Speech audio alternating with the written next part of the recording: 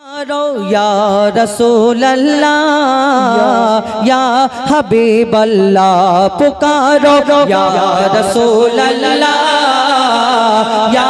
हबीब अल्लाह पुकारो या रसूल अल्लाह या हबीब अल्लाह पुकारो या रसूल अल्लाह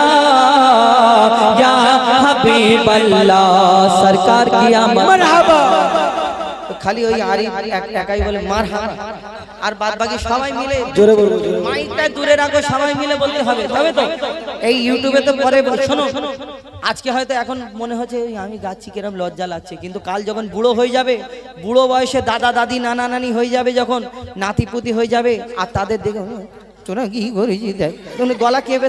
গলা তো ভালো করে কথা বলতে পারে না, তখন বলবেন দেখ আমি কি গজল গেয়েছিলাম। কমসে কম ইউটিউবে দেখা যাবে তো। আর একটু সামনে থেকে করো তো আমার, এই যাও। পুকারো ইয়া রাসূলুল্লাহ ইয়া হাবিবাল্লাহ পুকারো ইয়া রাসূলুল্লাহ ইয়া হাবিবাল্লাহ পুকারো ইয়া রাসূলুল্লাহ या हबीब अल्लाह पुकारो या रसूल अल्लाह या हबीब अल्लाह। सरकार की आमद मरहबा, दिलदार की आमद मरहबा, की आमद मरहबा, हुजूर की आमद मक्की की आमद मदनी की आमद। कर प्यार से बोलो, ऊंचा बोलो, हाँ यूं ही करके उनका चर्चा अपने दिल चमकाओ। ऊंचे में ऊंचा नबी का झंडा, अजमत वाला नबी का झंडा, बरकत वाला नबी का झंडा हर घर में लहराओ। पुकारो या रसूल अल्लाह या हबीब अल्लाह पुकारो या रसूल अल्लाह या हबीब अल्लाह पुकारो या रसूल अल्लाह या हबीब अल्लाह पुकारो या रसूल अल्लाह या हबीब अल्लाह। जब तलक ये चांद तारे झिलमिलाते जागेंगे, तब तलक जश्न मिलादत हम मनाते जागेंगे। जब तलक ये चांद तारे झिलमिलाते जागेंगे, तब तलक जश्न मिलादत हम मनाते जागेंगे। नूर वाला आया है नूर लेकर, आया है नूर वाला आया है नूर लेकर आया है। सारे आलम में ये देखो कैसा नूर छाया है। अस्सलातु वस्सलामु अलैका या रसूलल्लाह, अस्सलातु वस्सलामु अलैका या हबीबल्लाह, अस्सलातु वस्सलामु अलैका या रसूलल्लाह, अस्सलातु वस्सलामु अलैका या हबीबल्लाह। खुद को मिटा देंगे हम जान लुटा देंगे, खुद को मिटा देंगे हम जान लुटा देंगे। नामों से आका पर हम सर कटा देंगे। लब्बैक लब्बैक लब्बैक या रसूल अल्लाह, लब्बैक लब्बैक लब्बैक या रसूल अल्लाह, लब्बैक लब्बैक लब्बैक या रसूल अल्लाह। करिया करिया बस्ती बस्ती जिक्र नबी का आम करो, करिया करिया बस्ती बस्ती जिक्र नबी का आम करो। प्यारे आका के दीवानो हाथ में डाले हैं चलो, हुब्ब नबी पे हर दिल में तुम जाके दीप जलाओ। ऊंचे में ऊंचा नबी का झंडा हर घर में लहराओ। खुद को मिटा देंगे हम जान लुटा देंगे, खुद को मिटा देंगे हम जान लुटा देंगे। नामों से आका पर हम सर कटा देंगे। लब्बैक लब्बैक लब्बैक या रसूल अल्लाह, लब्बैक लब्बैक लब्बैक या रसूल अल्लाह। मेरा दिल तड़प रहा है, मेरा जल रहा है सीना, मेरा दिल तड़प रहा है, मेरा जल रहा है सीना। ये दवा वो ही मिलेगी मुझे ले चलो मदीना, ये दवा वो ही मिलेगी मुझे ले चलो मदीना। एक रोज होगा जाना सरकार की गली में, एक रोज होगा जाना सरकार की गली में। होगा वही ठिकाना सरकार की गली में, होगा वही ठिकाना सरकार की गली में। मेरा दिल तड़प रहा है, मेरा जल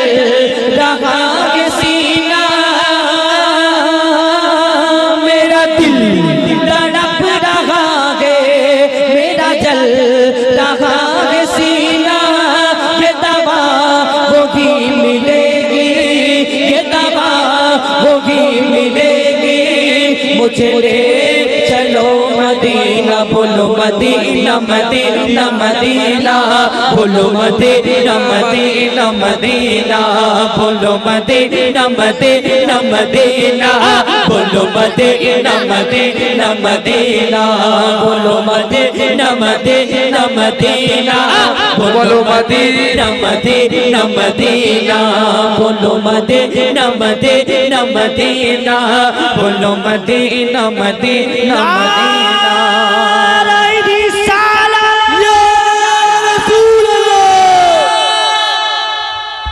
ঠিক আছে এই গজলটা শুধু ইউটিউবে না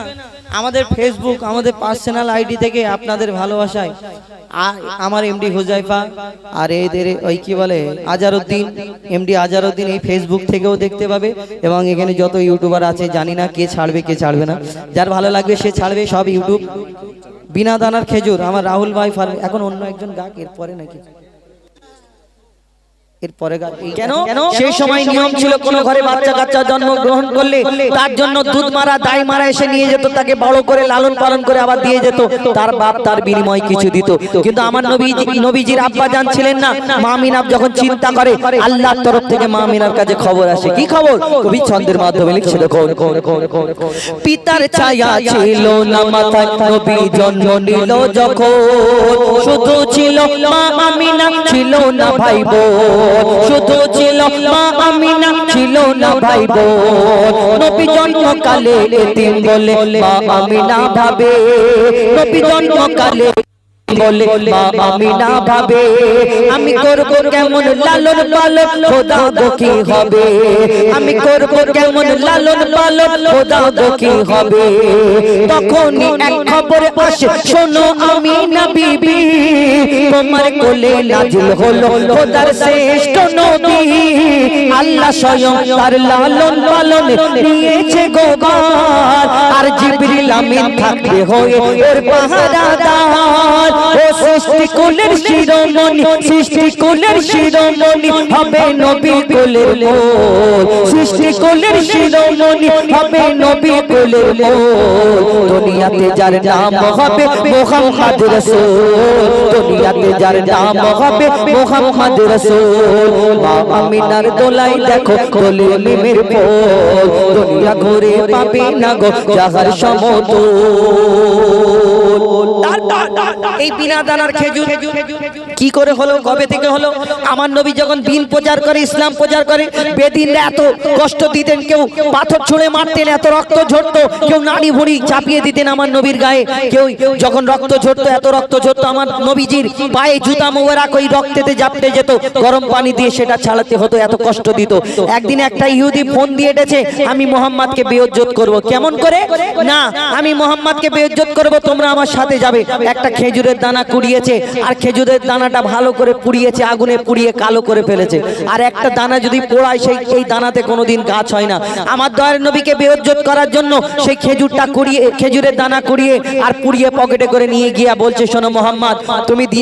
দুনিয়াতে নবী বলে প্রচার করো তোমার আগে অনেক নবীরা এসেছিল কত কি ঘটনা আমরা শুনেছি কেউ মুর্দাকে জিন্দা করে দেখিয়েছে কিন্তু তুমি যে মুহাম্মদ তোমাকে আমি একটা ছোট্ট পরীক্ষা করব তুমি যদি সত্যিকারের নবী হও তাহলে আমার পরীক্ষায় পাশ করবে আর তুমি যদি দেখাতে পারো আমি তোমার কাছে কলমা পড়ে মুসলমান হয়ে যাব কি পরীক্ষা না খেজুরের দানাটা বার করে বলছে শোনো এই দানা দিচ্ছি আমাকে এই দানা থেকে একটা গাছ বের করে দেখাতে হবে আর আমার দয়ার নবী সেই ইহুদির দিকে যখন তাকাতে ইহুদি এবার হাসছে ভাবছে মুহাম্মদ ভয়েতে পালাবে এই হয়তো ভয়েতে পালাবে কিন্তু দয়ার নবী খেজুরের দানাটা হাতে নিয়ে মিচকি হেসে বলছে শোনো ইহুদি তোমার সামনে আমি দানাটা পুঁতে দিচ্ছি এইখানে একটা গাছ হবে না একদিনেতে একটা গাছ হবে গাছেতে ফল হবে এই ফলও কালকে তোমাকে আল্লাহর ইচ্ছাতে খাওয়াবো যখন ইহুদিকে এই কথা বলে আমার দয়ার নবী তখন ইহুদি বড় চিন্তা করে এটা কি বলে গো কিন্তু ইহুদির সাথীরা বলছে শোনো মুহাম্মদ আসমানের চাঁদকে টুকরা করে দেখায় জমিনের পাথরকে কলমা পড়িয়ে দেখায় মুহাম্মদ হয়তো কোনো জাদু জানে তুমি পারবে না এবার ইহুদির ঘাম ছাড়ে কি হয় তারপর বিনা দানার খেজুর কি করে হলো লিখছে দেখো এক খেজুর দানা নিয়ে এক ইহুদি নবীর কাছে কয় এক খেজুর দানা নিয়ে এক ইহুদি নবীর কাছে কয় বলে তোমায় নবী মেনে নেব এই দানাতে যদি একদিনে গাছ হয় তোমায় নবী মেনে নেব এই দানাতে যদি একদিনে গাছ হয় আর সেই দানা দানা নিয়ে নবী আমার মাটিতে পুঁতে হাসে বলে এই দানার ফল খাবে গো কাল ইহুদি তুমি এসে এই দানার ফল খাবে গো কাল ইহুদি তুমি এসে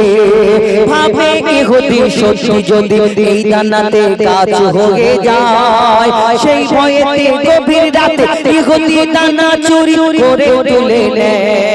কেন গো ইহুদি তার ঘুম হয় না খালি এপাশ ওপাশ করছে চিন্তা করছে মুহাম্মাদের কাছে কলমা পড়তে হবে নাকি যদি গাছ বের করে দেখায় আমার দয়ার নবী যেখানে দানা পুঁতে ছিল সেই ইহুদি এবার আস্তে আস্তে রাত্রে দেখছে চারিদিকে কেউ নেই আস্তে করে দানাটা চুরি করে তুলে নিয়েছে নিয়ে আর পকেটের মধ্যে ভরে চিন্তা করছে এইবার মুহাম্মদ কি করে গাছ বের করে দেখায় আমিও দেখবো আর আল্লাহ যাকে সম্মান দেয় কারোর বাপের ক্ষমতা নেই দুনিয়াতে অসম্মান করবে তারপর কি হয় লিখছে দেখুন সেই ভয়েতে গভীর রাতে ইহুদি দানা চুরি করে তুলে নেয় পরের দিনে সেই ইহুদি পরের দিনে সেই ইহুদি নবীর সাথে গাছ দেখতে যায় গিয়ে দেখে সেটাই গাছ হয়ে ফল ভরে রয় নবী তাকে নিজের হাতে সে গাছের খেজুর খেতে দেয় আর খেজুর খেয়ে বলে ইহুদি দানা কোথায় আমার নবী খেজুর পেড়ে দিচ্ছে খাচ্ছে খেজুর পেড়ে দিচ্ছে খাচ্ছে সে খাচ্ছে দেখছে খেজুরের মধ্যে দানা নেই সে ভাবছে এই দানা ফেলবো কিন্তু দানা নেই আমার নবীকে প্রশ্ন করছে মুহাম্মদ এই আরবের বুকে এত খেজুর গাছ আছে সব গাছে খেজুর হয় কিন্তু খেজুরের মধ্যে যদি দানা হয় কিন্তু তোমার খেজুর গাছ হলো কিন্তু খেজুরের মধ্যে দানা নেই কি ব্যাপার আমি আর কোনোদিন প্রশ্ন করবো না এই একটা উত্তর দিয়ে যাও আমার দয়ার নবী তাকে কি উত্তর দেয় কেন 63 বছর 3 দিন কাউকে কষ্ট দিইনি সেই ইহুদিকে কি উত্তর দিল শেষ পর্যন্ত কি হলো লিখছে দেখো সেই খেজুর খেয়ে বলে ইহুদি এর দানা কোথায় নবী বলে যে গাছের দানা নবী বলে যে গাছের দানা রাতে চুরি হয়ে যায় নবী বলে যে গাছের দানা রাতে চুরি হয়ে যায় সেই বিনা দানার গাছের খেজুর দানা কি আর হয় ইহুদি তখন স্বীকার করে ইহুদি তখন স্বীকার করে মোর নবীর কাছে আর কি বলে তুমি খোদা সত্যি নবী মুহাম্মদ রাসূল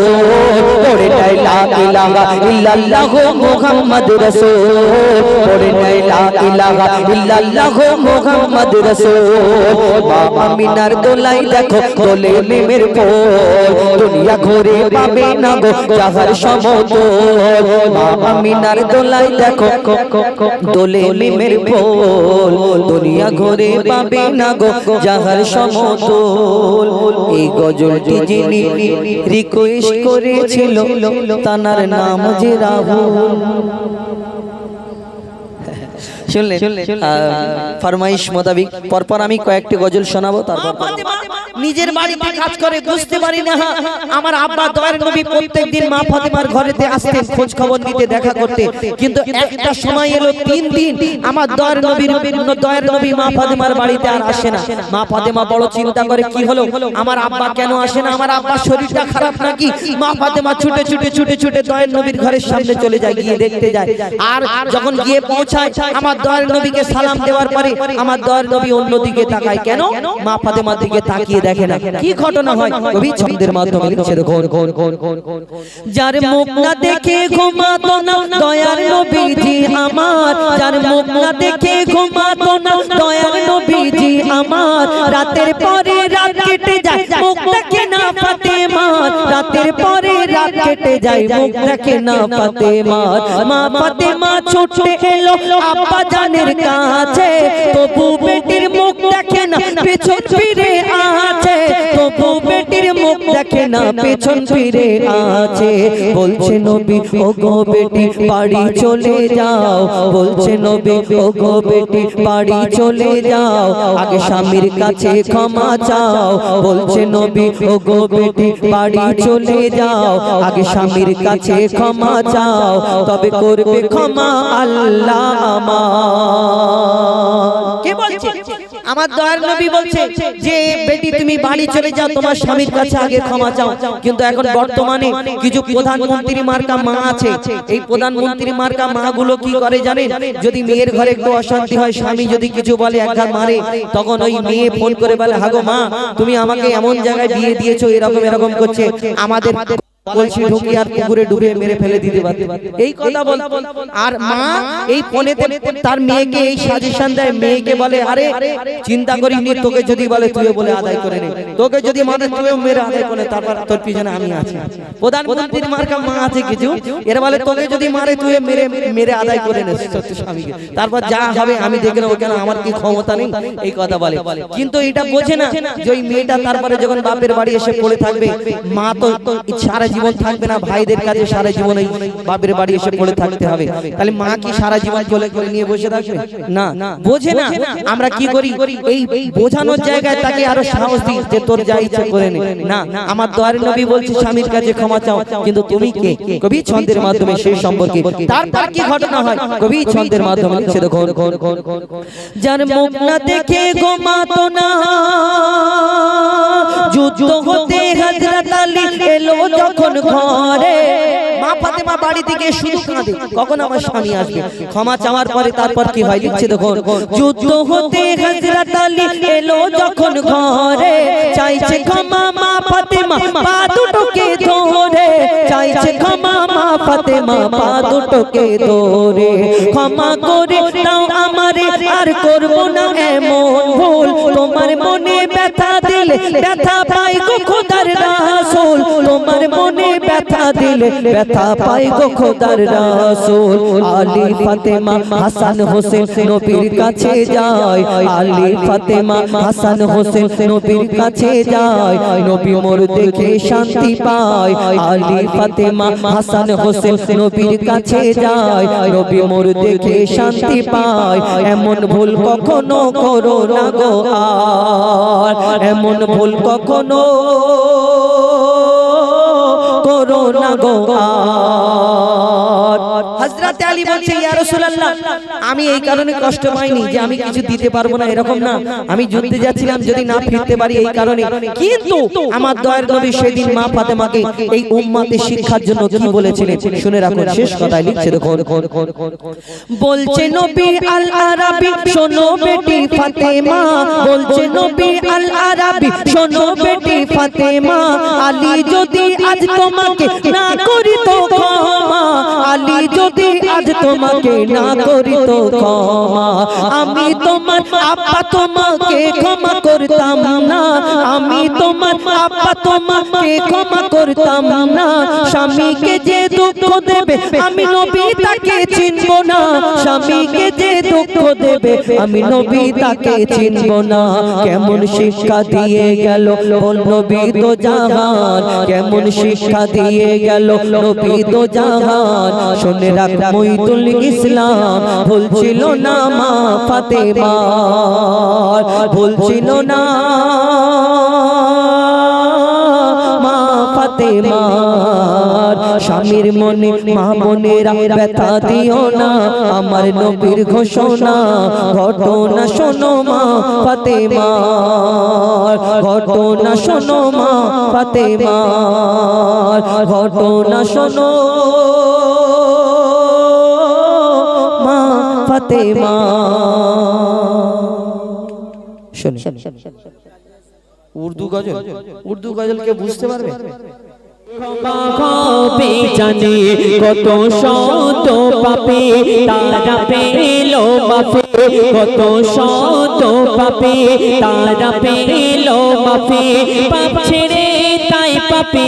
পাপ ছেড়ে তাই পাপে হয়েছে রবের দিবানা, রব্বানা রব্বানা হে প্রভু রব্বানা, রব্বানা রব্বানা হে প্রভু রব্বানা, রব্বানা রব্বানা হে প্রভু রব্বানা, রব্বানা রব্বানা হে প্রভু রব্বানা। মূল্যবান কথাই কবি লিখছেন, আদি পিতা আদম আলাইহিস সালাম এবং মা হাওয়া জান্নাতে ভুল করার কারণে আল্লাহ পাক তাদেরকে জান্নাত থেকে বিতাড়িত করে দুনিয়ার মধ্যে পাঠিয়ে দিয়েছিলেন। কম বেশি 300 বছর আল্লাহ পাকের দরবারে ক্ষমা চাইলেন, অবশেষে যখন আমার নবীর ওসিলায় ক্ষমা পেলেন, তারা কিভাবে আল্লাহ পাকের দরবারে শুকরিয়া আদায় করলেন, অতি মূল্যবান কথাই কবি লিখছেন। আদি পিতা মোদের যিনি আদম নবী, আদি পিতা মোদের যিনি আদম নবী, 300 বছর ধরে শুধু চাইলো মাফি 300 বছর ধরে শুধু চাইলো মাফি শেষে আদম নবী পেয়ে গেলেন মাফি শেষে আদম নবী পেয়ে গেলেন মাফি সিজদাতে রুকুতে জানাই লাখো শুকরানা রব্বানা রব্বানা হে প্রভু রব্বানা রব্বানা রব্বানা হে প্রভু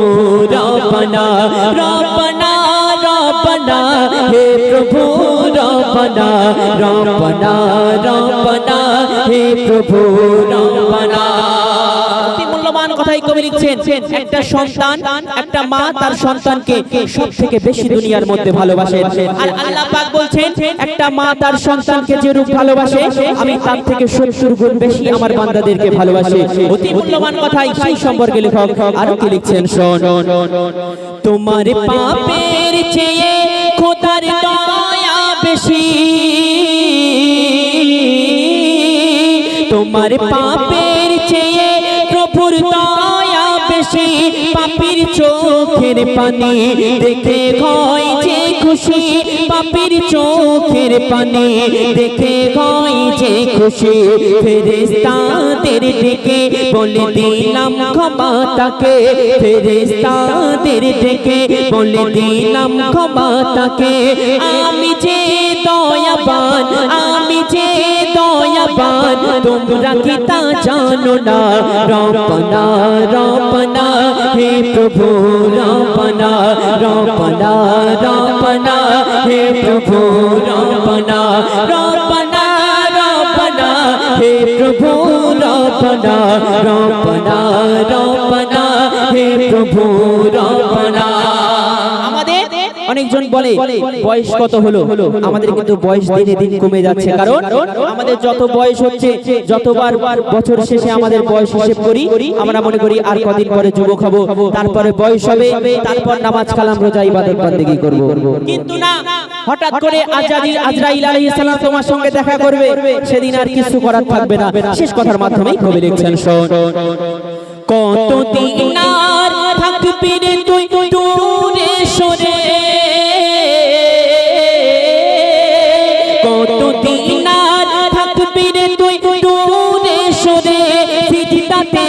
দাও তোমার মাথা নত করে সিজদাতে দাও তোমার মাথা নত করে কবি কায়সার বলে আল্লাহ খুশি হলে কবি কায়সার বলে নবী খুশি হলে ওই প্রেমের দুকুলে চিন্তা কিছুই রবে না রব্বানা রব্বানা হে প্রভু রব্বানা রব্বানা রব্বানা হে প্রভু রব্বানা পাপের ধুলি কণা যিনি করেন ক্ষমা পাপের ধুলি কণা যিনি করেন ক্ষমা তিনি যে আমাদের মালিক প্রভু রব্বানা রব্বানা রব্বানা হে প্রভু রব্বানা রব্বানা রব্বানা হে প্রভু রব্বানা রব্বানা রব্বানা হে প্রভু রব্বানা রব্বানা রব্বানা হে প্রভু রব্বানা